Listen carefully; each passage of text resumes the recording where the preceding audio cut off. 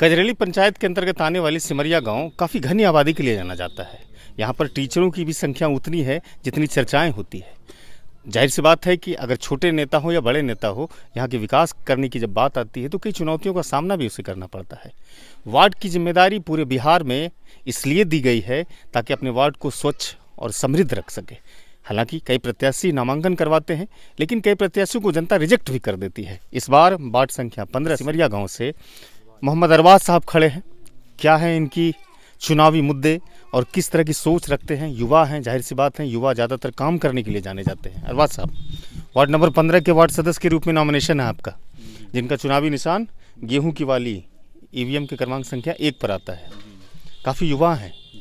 राजनीतिक, ग्रामीण राजनीति की यहीं से शुरुआत हो गई क्या? नहीं, हम छात्र राजनीति से भी रहे हैं। पहले तो हम अपने गांव सिमरिया में आपका स्वागत करते हैं और आपके चैनल का धन्यवाद करते हैं कि आप हमें बुनियादी समस्याओं को उठाने के लिए हमारे गांव तक आए, इसलिए आपका आभार व्यक्त करते हैं।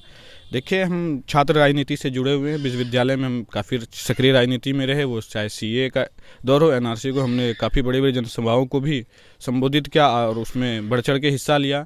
मगर हमें ज़रूरत क्यों पड़ी, हमें वार्ड का इलेक्शन लड़ने के पहले इस बात को आपको समझना पड़ेगा, क्योंकि पिछले जो वर्तमान में अभी वार्ड मेंबर हैं वो हमारे रिश्तेदार दादा ही लगते हैं। उन्होंने काफ़ी इस क्षेत्र को गर्क में पहुँचा दिया। बहुत सारे कागज़ पे ही रोड पास हैं, नाली कागज़ पे ही पास है, वो पैसा उठा के वर्तमान में वार्ड मेंबर हैं। 3 ऐसे रोड और नाले का है, मैं आपको प्रूफ दे सकता हूँ कि जो कागज़ पे ही सिर्फ पास है और धरातल पे कुछ काम नहीं हुआ है, रोड और नाली। और बहुत सारे गरीबों का पैसा पाए, वो शौचालय के नाम पे हो, इंदिरा आवास के नाम पर हो, बहुत कमीशन खोरी उन्होंने किया है। उसके खिलाफ इस बार हम लड़ रहे हैं। लोग अच्छा अपना सहयोग दे रहे हैं, अच्छी अपनी दुआओं से नवाज रहे हैं। हम घर घर जा रहे हैं, अपनी बातों को लोगों तक पहुंचा रहे हैं, क्योंकि हमारे वार्ड की सबसे ज़्यादा समस्या क्या है? नाले की समस्या है और कुछ ऐसे गरीब नल जल की काफ़ी समस्या है, यहाँ पानी की, क्योंकि हमारे वार्ड नंबर है थोड़ा इसमें अत्यंत पिछड़ा समाज इसमें आता है, उधर पानी का काफ़ी समस्या है। यदि लोग हमें अपनी मोहब्बत से नवाजेंगे तो सबसे पहला हमारा प्राथमिकता यही होगा कि हम अपने स्तर से, क्योंकि हम तो एक छोटे प्राणी हुए इस जीप के, वार्ड सदस्य हुए, अपने बड़े स्तर तक प्रयास करेंगे, अपने बात को आगे तक ले जाएंगे कि हमारे गांव की समस्या को नल जल के इसका समाधान किया जाए और साथ ही साथ रोड और नाले का समस्या है हम उसको दूर करेंगे। और जहाँ तक वार्ड संख्या 15 में कुल कितने वोटर हैं, प्रत्याशी कितने खड़े? देखिए, वोटर लिस्ट में वार्ड संख्या 15 में 651 वोटरों का नाम दर्ज है और उसमें टोटल प्रत्याशी 7 हैं। इसमें 3-4 ऐसे प्रत्याशी हैं जो इलिटरेट हैं, आप जानते हैं, क्योंकि युवा और शिक्षित आएंगे तो क्षेत्र का विकास होगा। हम जैसा कि आपको बताएं, हम एमएससी कर रहे थे मैथ ऑनर्स से, बीएससी हमारा कंप्लीट है। तिलका मांझी विश्वविद्यालय से हमने बीएससी मैथ ऑनर्स से कंप्लीट किया अपना ग्रेजुएशन और छात्र राजनीति में वहाँ भी रहे और अब मेन स्ट्रीम राजनीति में वार्ड सदस्य के रूप में अपनी योगदान आरंभ करने जा रहे हैं और लोगों का अच्छा हमको सहयोग मिल रहा है। हम अपनी बातों को लोगों तक पहुँचा रहे हैं। लोग अगर अपनी मोहब्बत से नवाजेंगे तो हम अपने क्षेत्र में विकास करेंगे। और हर आपकी झलक कन्हैया कुमार की याद दिलाती है, उसी तरह की दाढ़ी और उसी तरह के बाल। उन्होंने राजनीति जेएनयू से शुरू की और आपने तिलका मांझी विश्वविद्यालय से शुरू की, एनआरसी पर भी मुद्दे उठाए। अब ग्रामीण राजनीति में आए हैं तो वो राजनीति और इस राजनीति में काफ़ी अंतर होता है, आपको लगता है? निश्चित तौर पे विश्वविद्यालय की राजनीति और गांव की राजनीति में काफ़ी अंतर होता है, क्योंकि वहाँ आप एक मिनटिल के लोगों से मिलते हैं, क्योंकि बहुत सारे वहाँ ग्रेजुएट लोग मिलते हैं। जैसे आप उसके वोट मांगने के लिए यहाँ हर तरह के लोग रहते हैं, कि कभी कुछ इलिटरेट हैं, ये हैं, वो हैं। आपके चुनावी मैदान में उतरने की वजह क्या है कि हमको सिर्फ और सिर्फ 15 वार्ड संख्या 15 के विकास की कायाकल्प करनी है और जो रिश्वत हुआ है, कमीशन खोरी हुए, उसको खत्म करना? निश्चित तौर पर हम अगर हमें वार्ड नंबर 15 की जनता जिता के अपने वार्ड सदस्य के रूप में चयन करती है, हम उस पर कार्रवाई भी आगे तक बात लेके जाएंगे, क्योंकि रोड बना नहीं है, उसका कम पैसा उठ गया है।